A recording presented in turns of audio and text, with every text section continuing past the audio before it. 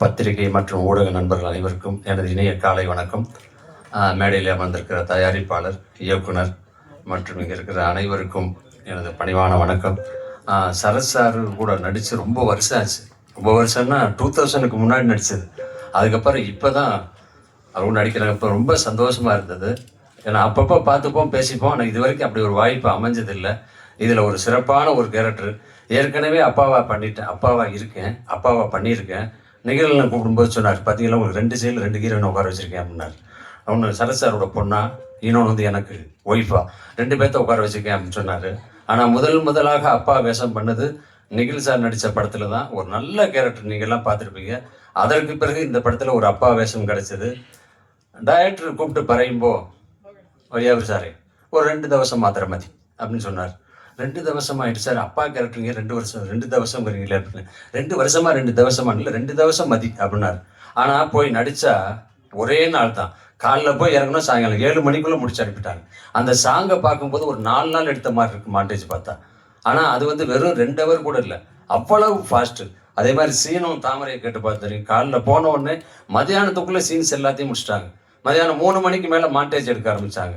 Sir இன்னும் நீங்கள் போவா என்ன சார் பூவா இன்னும் 4 ராவில் இல்லை இல்லை, இந்த ஒரு தவசம் மாத்திரம் இல்லை கழிஞ்சோ. இப்போ படம் பார்க்கும்போது தான் தெரிஞ்சது, ஆகா எல்லாத்தையும் வெட்டிட்டாங்க போட்டிருக்குன்னு நினச்சேன். ஆனால் அந்த சாங்லேயே அவ்வளோ அழகாக காமிச்சிருக்காங்க. ஒளிப்பதிவாளரும் சரி, எடிட்டரும் சரி, இசையும் சரி, பாட்டும் சரி. சரத் சாரை பற்றி சொல்லும்போது சொன்னார், இப்போயும் 90s மாதிரி இருக்காரு. அவர் என்றைக்குமே 90s மாதிரி தான் இருப்பார்.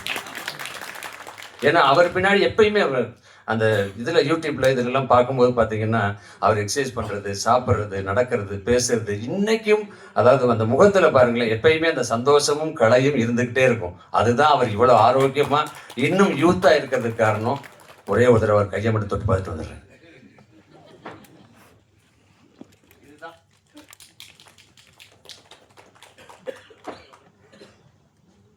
அப்புறம் வந்து உட்காந்தோடனே ஹீரோயின்கிட்ட கேட்டேன், என்ன எங்கூட பையனா நடிச்சார், இந்த ஹீரோ வரலையான்னு.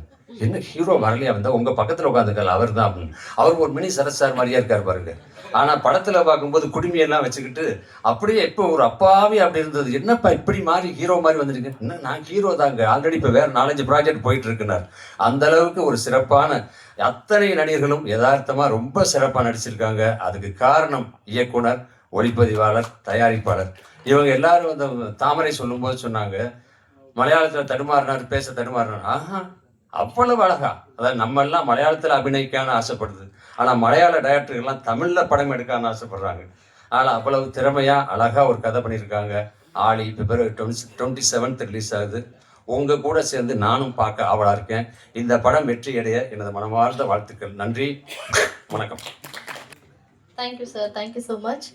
பொதுவாக ஹீரோயின்ஸ் அப்படின்னா முன்னாடி இருந்தது, இப்போ அந்த மாதிரி இல்லை. அதாவது காதல் காட்சிகளுக்கும் பாடல்களுக்கும் வந்து பயன்படுத்துவாங்க. பட் இப்போ அந்த மாதிரி இல்லை, எல்லாமே மாறிடுச்சு. விமன் சென்ட்ரிக் படங்களை பார்க்குறோம். பட் அந்த ஹீரோயின் காதலுக்காக மட்டும்தான் அப்படின்றத தாண்டி அவங்களுக்குன்னு ஒரு ரியலிஸ்டிக் இருக்கும்ல.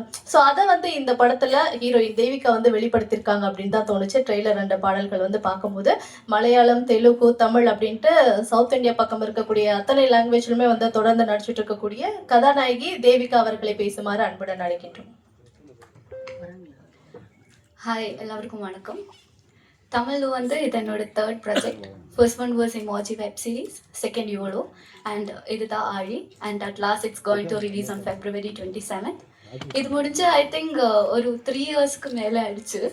அண்ட் நான் இதில் வந்து சரத் சாரோட பொண்ணாக தான் நடிச்சிருக்காங்க.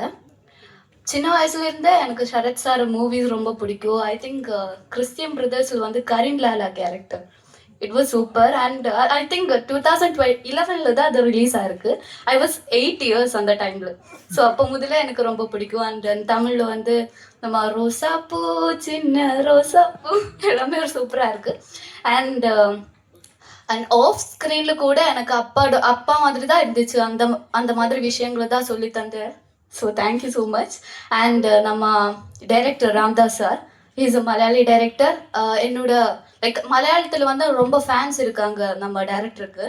என்னோட like when I was in college, என்னோட சாருக்கெல்லாம் வந்து ரொம்ப பிடிக்கும். மை டீச்சர்ஸுக்கெல்லாம் வந்து ரொம்ப பிடிக்கும் சாரோட மூவிஸ். ஸோ நம்ம சஜித் எடம் producer, thank you so much for giving me such opportunity to act in this movie. And sound வந்து Resul Pookutty sir, thank you so much. Because அவங்க நமக்கு தெரியும் எப்படி இருக்கும், is a Oscar winner too. And நம்ம சாங்ஸ் வந்து ஜாஸ்தி கிஃப்ட். அண்ட் எனக்கு மலையாளத்தில் வந்து லஜ்ஜாவதியே அந்த songs it's very famous in Malayalam. So அவங்க கூட எப்படி நடிக்க லைக் இந்த இந்த மாதிரி ஒர்க் பண்ணது ரொம்ப சந்தோஷமாக இருக்குது. அண்ட் நம்ம என்னோட co actor Indrajith, have done an amazing job. And எல்லாருக்கும் வந்து ரொம்ப நன்றி. நம்ம like DOP, cinematography team, direction team எல்லாருக்கும் வந்து ரொம்ப நன்றி. And thank you so much for coming here. And நீங்கள் தான் நம்ம படம் அடுத்த இடத்துக்கு எடுத்துகிட்டு போகணும். So thank you so much.